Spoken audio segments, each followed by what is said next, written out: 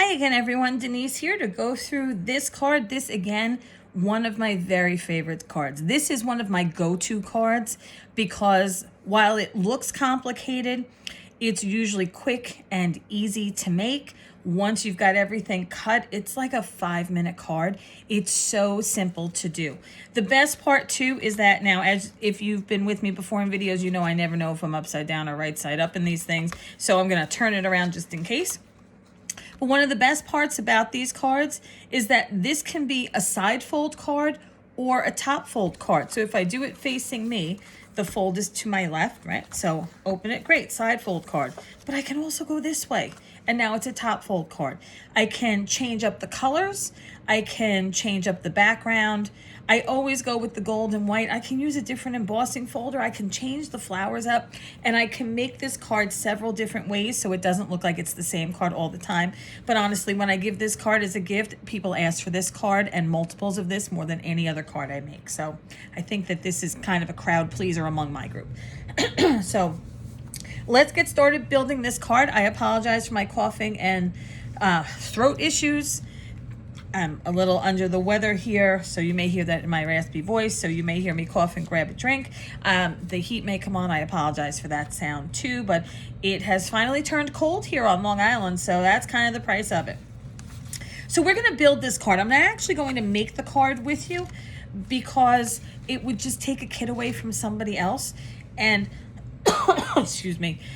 And as I said, these kits are very limited. And we made less of them than we had been in the past. So they're even more limited than the previous videos that I told you they're limited in.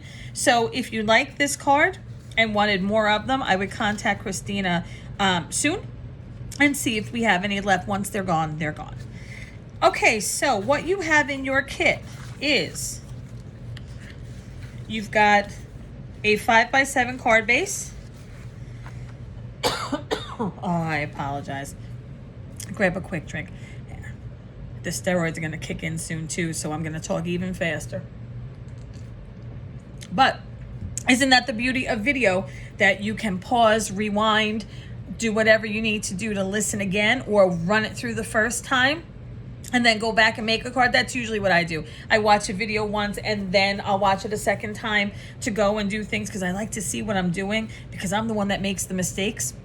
So I'd rather watch it the whole way through first. So you've got your card base. You have an embossed sheet that's slightly smaller than 5x7. If you don't have a sheet that's embossed, don't worry. Use any embossing folder you have at home. We emboss these in class, so it's possible that you just have a plain white sheet because, again, it was an activity in class to do. So if it's not embossed, choose any folder you have. And if it is, great, pop it to the side. You have a gold delicate piece here. Now you may see, like here, right? This has to be popped out, right? So be sure that you pop out anything that isn't yet. Grab your pokey tool, get that done before you glue it down. I'm famous for seeing it after it happens, after it's glued. So grab any chads that are hanging there. You've got a scalloped circle cut.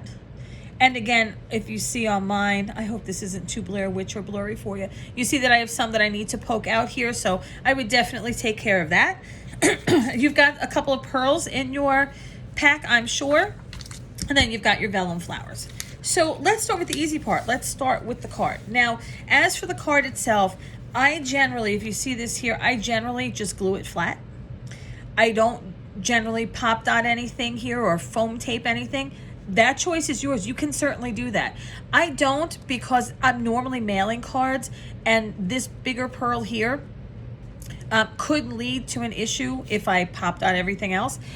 Because if you've watched videos before, or if you mail things, you know that anything thicker than a 1/4 inch for the post office has to be sent as a package, not with a stamp. So it's going to cost you that much more to mail the card. So I don't tend to pop dot anything that I can't squish down into that. And, the pearls are just hard to squish down. So because this is a larger pearl, I have not foam taped or pop dotted anything else. But it's your card. Do what you want to do with it, especially if you're going to hand it to someone. So I'm going to build the card like I did here. I didn't realize that was off camera. Sorry. I'm going to build it like I did here. So all you're going to do is you're going to take your adhesive. I always use Dries Clear wet adhesive. Sorry. Because I get it everywhere. And if you can see in the glare of my bad lighting, I don't know if you can see that there, probably not. I had glue spill out, and I only noticed it here in the bad lighting, but it's clear. I didn't notice it before that. So I always use that. We use the Barely Arts Dries Clear glue in the store. So if you need some, Christina can hook you up with that. Just let her know. We use that because while I'm a huge fan also of the Art Glitter Dries Clear glue, and that's the glue that I started with when I started making flowers and card making ages ago, the problem is that for the last few days here in New York, fall/winter has finally arrived, and we've gone down to the mid to lower 30s overnight for the last 2 or 3 nights, and once it gets to that freezing state, any of that art glitter glue that's like shipped in the cold and sits on your porch all day, it loses its adhesive properties. They tell you this all the time. So, you know, when the company tells you, listen, if you've watched other videos, again, you know my experience with not listening to them and what has happened. So this is the time of year where either you have already stocked up on your art glitter glue if you live in a cold region, or you can buy the Barely Arts glue with no issues of having it shipped because their properties are different. So that's what we use in the store. So I'm going to take that glue. I'm not really going to do it here because I want you to be able to have this kit if you need another one. Okay, I'm going to pop this here. And, you know, if you feel that this panel is too big for you, go ahead and trim it. Remember, it's your card. I'm going to take this after I've taken all my little pieces out. I'm just going to glue it there. I'm going to take this. I'm just going to glue it there. How easy is that, right? 1, 2, 3 to assemble. Then I'm going to take my flowers. Now, there is another video or two that I'm going to refer you to for the flowers because I'm not actually going to color, cut, or shape them here. I'm going to refer you to the videos on flower shaping. I'm pretty sure coloring flowers is covered in that same video, but if it isn't, it will be titled in our YouTube videos in our channel there. So go ahead and look for that 1 or 2 videos. What you will need to complete this is you will need your micro tip scissors. You will need some kind of blending brush or inking tool, whether it's a blending foam, something to color your flowers and your leaves with. So you're going to need a green and another color. So if you use 2 foams or 2 brushes, grab those. You're going to need your flower shaping kit and mat. So you'll need your stylus, and you'll need the flower shaping mat. And yes, the mat actually matters. I cover this in that video. If you don't have a flower shaping kit and mat, then just go ahead and, you know, layer these flowers flat if you want. I would always suggest, though, having the kit because it just looks nicer. And they are going to get flat when you mail them. That is true. But they still have a little bit of dimension to them. And I just always like that a little bit better. But that's my preference, and it may not be yours. If you don't have a flower shaping kit, again, go ahead and contact Christina. We have some at the store. She'll be happy to get one right out to you and add it to your order. So what you're going to do just real fast for these, before I send you off to that video, is you're going to turn it over. You always color vellum on the back. And if it's heat embossed like this is, especially you're going to color it on the back. So you're going to use your green, and the good part about this is you can be messy about it, right? You don't have to be in the lines like you do if it was an actual image. So just go ahead and color on over it. Same with this. I use Distress Oxide inks for this because I like that I can still see that it's vellum, but I like that the color is bold and very present. You can use dye inks for this. You can use chalk inks. You can use whatever you want on the vellum. Anything you want. I just prefer the oxides because I like the way it looks. But anything is fine. I've used dye inks, I've used pigment inks, I've used all kinds of inks on the backs of vellum. And the only difference is the look. And I didn't want it to be a very soft look. I didn't really want the white of the vellum. I wanted vellum with color. So that's why I chose oxides. This may be abandoned coral. I'm not sure. I don't remember. But it doesn't matter. Whatever you have will work. I mean, flowers are flowers. And again, this was just a series that we did. That's what I used. Use whatever color that you like and you want best. So you're going to go to those other videos. You're going to color your flowers. You're going to cut them out with your microtip scissor. I believe this is the Daisy collection from Heartfelt Creations. So if you happen to have that die, you can go ahead and die cut them. But odds are good that I'm not remembering right. And go ahead and die cut. They're not really that difficult to hand cut. I hate hand cutting. Fussy cutting to me is terrible. So I have a Brother Scan & Cut. I have never used it with Vellum, to be honest and full disclosure, but if you have one, go ahead and try it on a sample piece first. Don't try it on your good flowers first. So take a look at the time on the video here. That way you can mark the time for yourself. Go on over to the other video or videos. See about shaping flowers and coloring flowers. Once you've gotten that stuff done and your flowers are shaped, come on back and we'll build the rest of the card together. And I say look at the time, that way you're not kind of fussing your way through trying to see where you left off. If you mark the time, you know exactly where to come back to. So you go ahead. I'm going to give a second for it to stop and take a drink and have a cough. Okay, so you're back. Great. So what you're going to do, and you see I have a single flower here. So this is one of the little flowers. I'm sorry if this is blurry. I can never tell.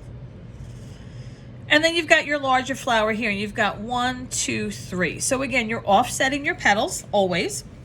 So you're going to use the big one, the second big one, and then I skipped to the second smallest. I left this one out. So it's, largest, let's say one is the biggest, right? 1, 2, 3, 4, 5 is the smallest. 1, 2, second largest, 3, guess in the middle, 4, second smallest, 5 smallest. So we're doing the biggest, 1, 2, second biggest, we're skipping 3 and we're going to 4. Biggest, second smallest. That's what we're going to use for this flower. Now, of course, use whatever you want. You've got extra flowers here. So go ahead and build any flower that you want. Make it more layers, add more flowers, whatever you'd like to do. I'm just going to show you what I did here. So now when I put my flower together, it is going to take a little more time and a little extra pressure. I'm going to take my stylus and I'm going to hold it down when I glue it, each layer together. And I'm going to hold it for longer than I normally would because first of all, it's vellum, so it's going to take a little longer to kind of get that stickiness going. And on top of that, you've got heat embossed powder here. So just to add to the extra slickness here and non-porous nature. So it is going to take a little bit of time. So, just have a little patience with it. Hold it down. I usually glue it and put it on some foam. That way I'm still holding it down and it gets some good connection there. But it is going to take longer than if you just used regular paper. So I'm going to glue these two together, then this one on top, and then I'm going to put it to the side to kind of settle and set itself a little bit. I'm going to use a single flower here, and the rest are extra for you to make another card or put more flowers on, whatever you'd like to do. Once my bigger flower is dry or dry enough to use it and then it's not all falling apart, don't forget that you've offset the petals here. I'm going to now start to play with it to see where I want it. I never glue anything until I put the stuff on. So I'm going to put my big flower down. I'm going to see maybe where I want the leaves. And my little flower is going to go either where I like it or to cover something up. Now, you may notice that your leaves look smaller than the leaves on my card. I've actually just popped them out. I didn't put them all the way down. So once I'm ready for my leaves, I'm going to put a big drop of glue on the back of my flower, on the base of it. You can put it directly on the card. I just always seem to put it on the flower. And then I'm going to hold it down. Now, there's no pearl at this point. You do that at the very end. So I'm going to take my stylus again, and I'm going to hold it. I'm going to press it down. It's obviously going to be down here. I'm going to just press it. I'm going to hold it in place for a bit. Now, it's not going onto vellum, but it is maybe onto your gold paper, which again, not that porous. So once this is set enough, I'm going to take my leaves and I'm going to stick them where I want them. Now, the purpose of not gluing it first was to play with it and see where I wanted it. So I decided I wanted it here, And I'm going to hold the middle, but I'm going to gently lift up some of these. Now I may be doing this with my stylus too. So, and I'm just going to put some glue on the base here of the leaf. Try to get on the black. And on the back at the same spot.